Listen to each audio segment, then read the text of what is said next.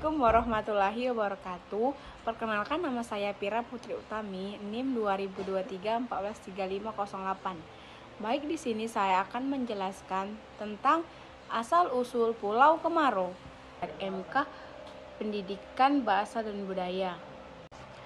Pendidikan Guru Sekolah Dasar, Fakultas Keguruan dan Ilmu Pendidikan, Universitas PGRI Palembang.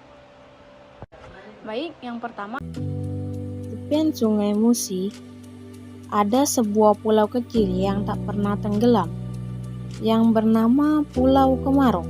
Ratusan tahun lalu, seorang saudagar Tiongkok, Tan Bun, jatuh cinta kepada Siti Fatimah, putri bangsawan Palembang. Mereka bertunangan dan sang ayah memberi mas kawin emas murni, disembunyikan dalam guci besar dan ditutupi sayuran asin.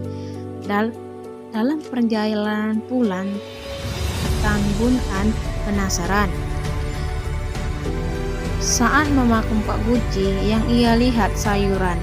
Merasa dihina, dilempar guci-guci itu ke sungai, hingga guci terakhir pecah menampakkan emas berkilau. Penyesalan menghantam perutnya. Ia terjun ke sungai namun tak kembali. Siti Fatimah hatinya ikut terjun bersama. Dari tempat mereka menghilang, muncullah sebuah abadi, seperti cinta mereka yang tak pernah tenggelam. Kini itu pulau itu berdiri kelenteng megah. Next, yang kedua, Dul Muluk. Asal-usul Dul Muluk berasal dari pembacaan syair karya Raja Ali berjudul Syair Abdul Muluk pada tahun 1854 oleh seseorang pedagang keturunan Arab bernama Wan Bakar di Palembang. Pembacaan syair ini kemudian berkembang menjadi pertunjukan teater tradisional yang khas dengan lakan syair, musik gambus atau terbangan dan lawakan.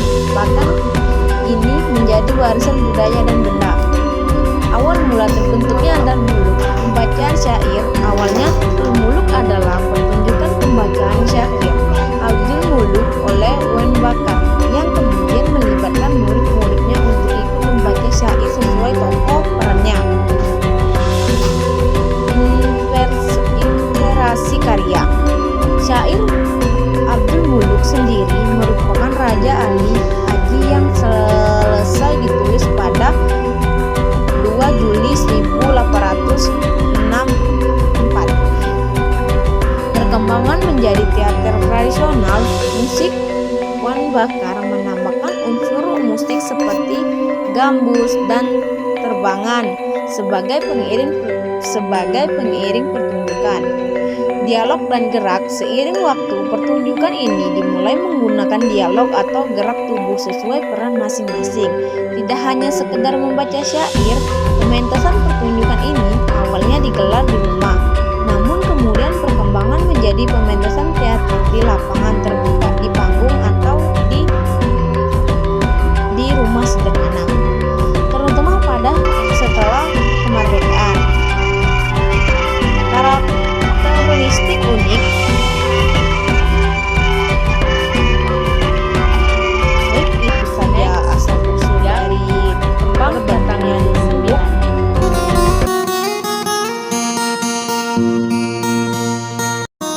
berasal dari wilayah Sumatera Selatan dan berakar dari tradisi lisan renjang yang kemudian diiringi musik.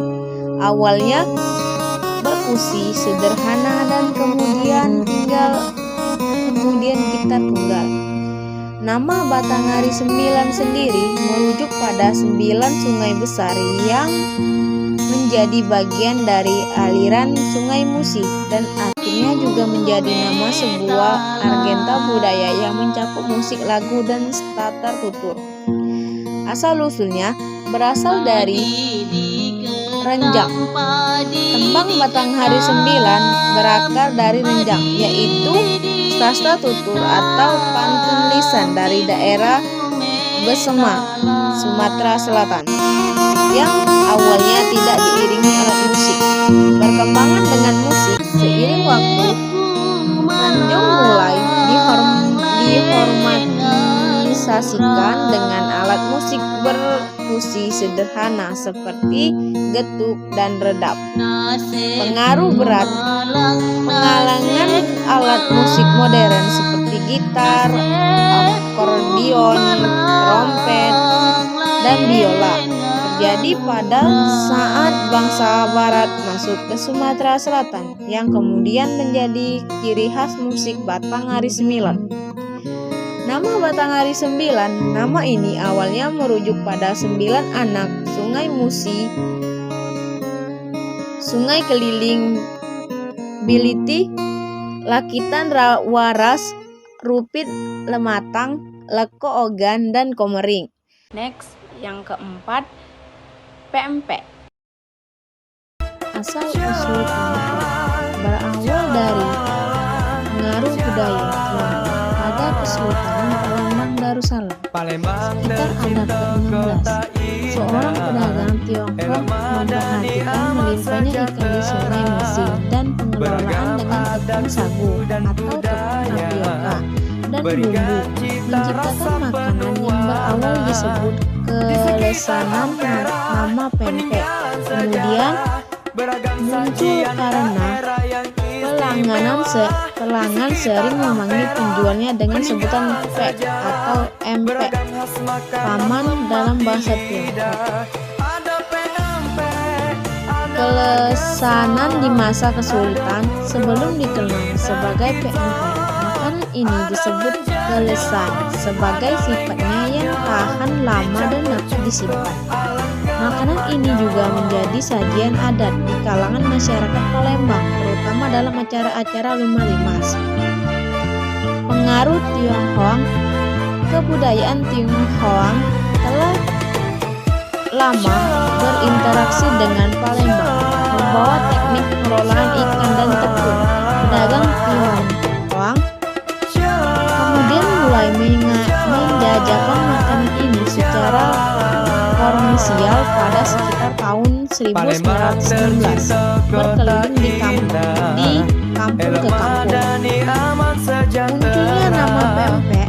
Nama pempek berasal dari sebutan para pembeli yang memanggilnya para pedagang Tionghoa sebagai pek atau empek, yang merupakan bahasa Hokkien yang untuk paman. Sebutan ini kemudian menjadi populer dan pertahanan sehingga kini. Perkembangan pempek. Seiring waktu, pempek terus berkembang dengan berbagai variasi seperti lenjer, kapas selam, dan adaan, serta kuah cuko yang khas. Penggantian ikan belido dengan ikan tenggiri, gabus atau kakap juga dilakukan karena ikan belida semakin langka. Baik saja asal-usul dari pempek juga sering muncul dari daerah Palembang. Pempek juga bisa diolah menjadi lakan atau dengan itu juga berasal dari ikan dari yang tua sampai yang muda. Inilah kuliner wong kita galo. Yang kelima itu adalah tarian Yasaman. Tarian Yasaman berasal dari suku Goya di daratan tinggi Aceh. Wilayah merupakan permainan rakyat bernama Poane sebelum dikembangkan oleh Syekh Saman sebagai sarana dakwah penyebaran agama Islam.